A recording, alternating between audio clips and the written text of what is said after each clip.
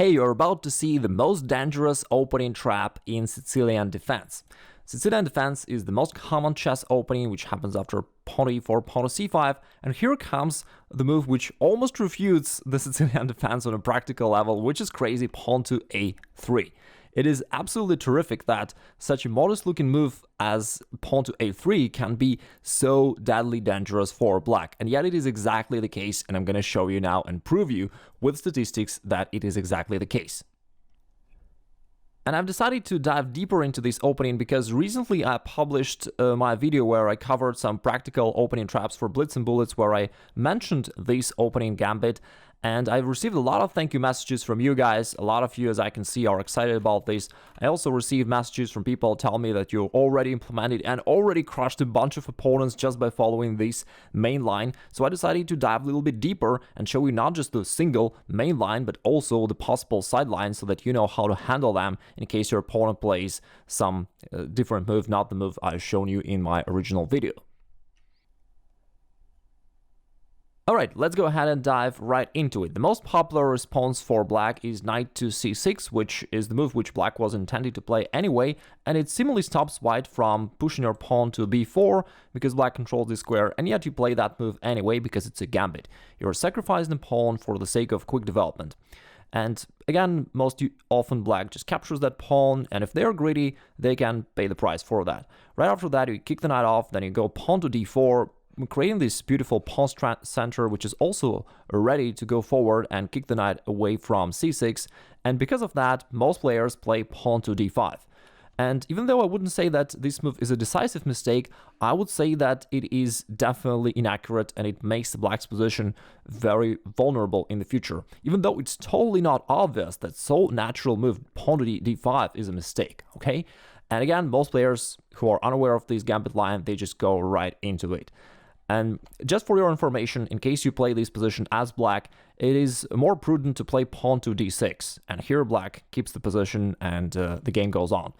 On the positive side for white, nothing really bad happened. You still have this beautiful pawn center. Yes, you sacrifice the pawn, but you'll just continue your development as normal. Knight f3, bishop d3, you'll castle.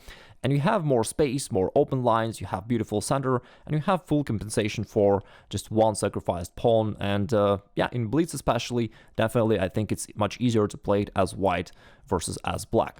Alright, anyway, let's go into the main line. Black goes pawn to d5, you capture the pawn, queen recaptures, you go knight to a3. And it is fairly weird that by playing so weird moves, such as putting your knight on the edge, sacrificing that pawn on b4, you are almost getting a winning position, because right now black's almost any normal move is actually losing the game right away very quickly. Let's see what happens if black goes pawn to e6. Right, we'll take a look at other options as well. In this case, white executes his main threat, knight goes to b5, threatening knight c7 fork, which is a triple fork to black's king, rook, and queen, and therefore it is really deadly. Black can't stop it that easily just by moving his queen or her queen back, queen d8, because in that case you just play bishop f4, supporting that square with your bishop, and now black can't stop knight from coming there. Therefore, just returning the queen back does not help black. Let's see what else can black do. What if they play bishop to d6, which looks like a very good option to cover the c7 square as well as develop the bishop, but there is a winning continuation for white here as well. You should go queen to g4, which contains the most straightforward threat of capturing the pawn on g7 and after that capturing the black's rook, but it also contains a hidden threat which black will most likely overlook, because black will probably protect the pawn somehow, let's say pawn to g6, but here you execute your main threat, which will be a shocker for your opponent. It is bishop to c4. Now, the queen is attacked, it has to go somewhere, and the trick is, if queen goes anywhere, let's say captures the bishop, then you go knight takes d6, you capture the bishop back, but not only that, you're also attacking the king and the queen, and thus you'll capture the queen on the next move, and it's time for black to resign. Now let's go to the game database, and I'm going to be showing you that I'm not kidding, and I'm not really exaggerating when I'm saying that this opening gambit almost refutes the Sicilian Defense on a practical level.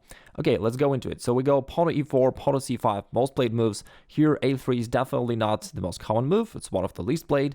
and which is good for you because it means that your opponents are very likely to be unaware of this opening. Here, as you can see, the most popular move by far is knight to c6, which we have just analyzed. You go pawn to b4, and here most players are greedy. They don't know how to handle this opening properly, so they just go ahead and capture your pawn. And even if not, they play some other weird moves such as b6 or e6, which is also not a good thing to do really. Let's say they go pawn to e6, you just kick their knight away with pawn to b5, and they go, you see the first line, knight to d4, and here's c3, and they are done. The knight is captured right in the center square, which is, again, one of the main lines for black, which is crazy. If we scroll to the games, we see that fairly strong players were captured, 2600, 2700, were captured by following just this line. All right, let's take a step back. But, I know, most frequently, by far, black captures the pawn, and then they continue with the knight. You go c3, pawn to d4, and here again, like I've told you, that d6 is a more prudent way for black, but as you can see, only a small percentage of people are aware of this. The vast majority of them play pawn to d5, they go right into the thing that you prepared for them, and then you go knight a3, and once again, they don't know what to do here. They are playing like e6, this line we already analyzed, showing you how to win the game there. In case they go pawn to e5, which is losing as well, you just go knight to b5, you execute your main threat, knight to c7 is a threat. Black goes queen d8, you push your pawn forward, d5, attack the knight, it goes back, you go pawn to d6, and there is no way for black to stop knight from coming to c7, or white is winning, time for black to resign. Again, scroll to the games, you see 2700 rating, 2700 rating, even strong players were trapped just following this line. And in case they do something else, let me just take a few steps back. All right, let's say they don't play pawn to e5, they go knight f6, all right, which is the most played move. Here we go knight b5, and this wins the game as well. So they go queen d8, and then you continue with pawn to d5, and after that, if we keep going into the main line, white just wins the game, which I also shown you in the previous video. Let's say they go knight b6 or knight c5, doesn't really matter. You go into this main line, and here you just win. All right, so you attack the rook, you go knight c7, you go knight to e6, all the way forward to the main line, and yeah, black is done. As you can see here, the most played move by black here is queen to d6, which is funny because after that, 25 games finished with knight g5 checkmate. Now that is all over. And what's really cool about this is that in many of these lines, as you can see, we're following the most played moves by black. Therefore, statistically, you're really most likely to win the game, okay? And now let me show you a few more ways for black to handle this, and at the end I'll show you also how you should play this as black, in case anyone who saw this video will decide to implement this trick against you. And before we dive into other important variations and also how to handle this as black, let me make a quick announcement that we will soon open up enrollment for our flagship course, the Grandmaster's Positional Understanding. Because the thing is, knowing opening traps is good, but you can't always rely on them because obviously not all your opponents will be trapped that way, and sometimes you'll have to find the right moves yourself. And this is where your chess understanding will come into play. And I've created this course specifically to help you do just that, so that you have all-in-one comprehensive system that shows you how to play any position like a pro, like a grandmaster. Out of the 30 plus courses we've created over the years, this is probably the best. At least I got the vast majority of thank you messages exactly about this course. Again, we will soon open up enrollment. It will be open for a limited time, and if you don't want to miss this out, join the waitlist right now. Click the button on the screen or down below the video, join the waitlist so that you'll be notified when you can enroll into the course when it is opened. And now let's continue with the line pawn to a3. Maybe you think, okay, maybe it's just if black plays that knight c6 move, he's in trouble. But what if they play something else? Does it mean that a3 will be totally useless and black will be totally okay? Not really, because let's say they play pawn to e6, which is another really common move for black to play. You go pawn to b4 anyway, and the idea is kind of similar. You sacrifice the pawn. In this case, black capture the pawn with their bishop, but it doesn't really change much. You still play pawn to c3, kick it back, play pawn to d4, and yeah, overall the situation is more or less the same. You have this strong pawn center, you have more space, black is somewhat limited in the way they can continue their development. If black goes pawn to d5, you can lock the king side this way by pushing your pawn forward, and now as you can see, black has some problems with the normal development of their knight, which black will realize soon, and white, you can like jump with their queen to g4, questioning that g7 pawn, or you can just continue your development as normal, which is something that I would recommend you to do. Knight f3, bishop d3, and then you castle. And at this point, black will probably realize that it's not that easy for them to develop their knight, because if knight goes, like knight can go to f6, the square is controlled by your pawn, and if the knight goes to h6 at some point, white can always capture it and destroy the black's pawn structure on the king side. Therefore, the black's king will not be in safety there. And so black is somewhat in trouble, and again, playing this position in a real practical game is much easier as white.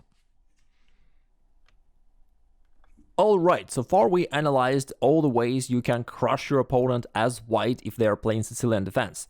Now, let's think of what you should do in case you are facing this opening line as black.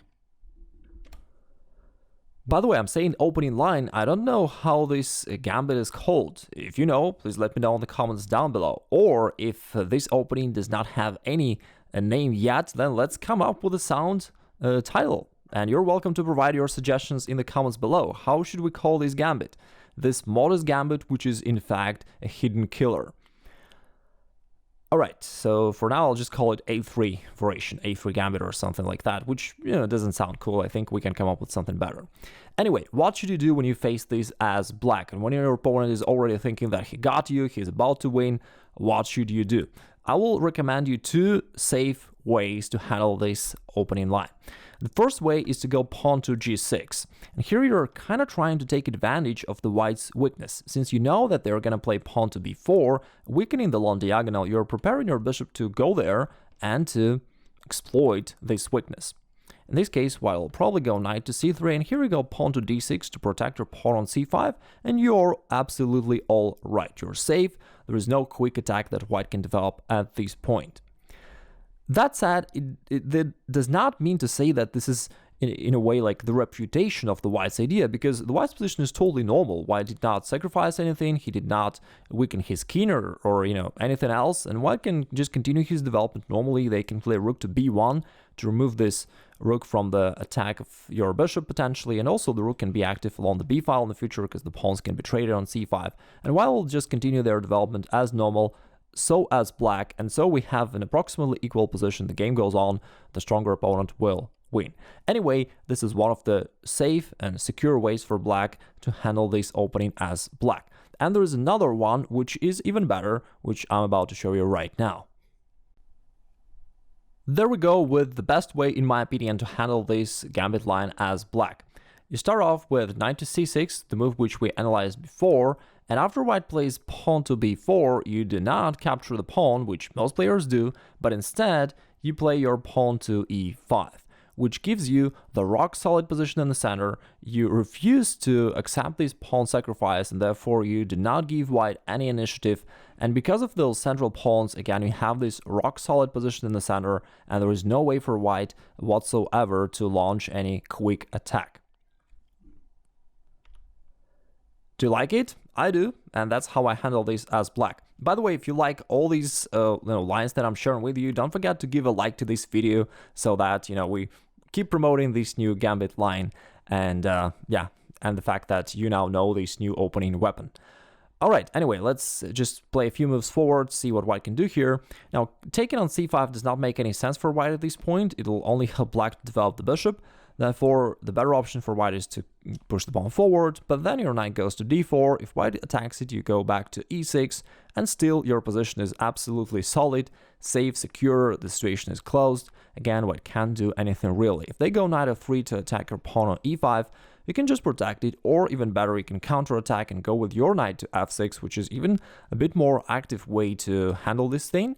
And now, either white should start protecting their pawn on e4, and of course you don't have any problems there if they start defending, or if white captures the pawn on e5, you recapture the pawn on e4, and then you'll just kick that knight away with pawn to d6, you'll continue your development as usual, and everything is just fine for black. This knight on e6 additionally protects your your king along the e file, so that you don't worry about any potential, threats along this line. Now this knight is protecting everything, and your position is 100% secure. So this is the way to go if you handle this opening as black.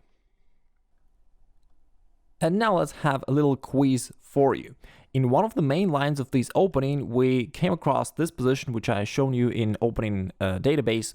And here we just analyzed that queen d6 loses the game because of knight g5 checkmate, and knight g5 really is coming, it's a checkmate in threat. In one of the games here, instead of queen d6 or something else, black played bishop to g7, which is, kind of a counterattack. And I want to ask you, how would you proceed here? Can you find the winning continuation for white here? And if you can, just think about this and let me know in the comments down below, because the following line is really interesting, all right?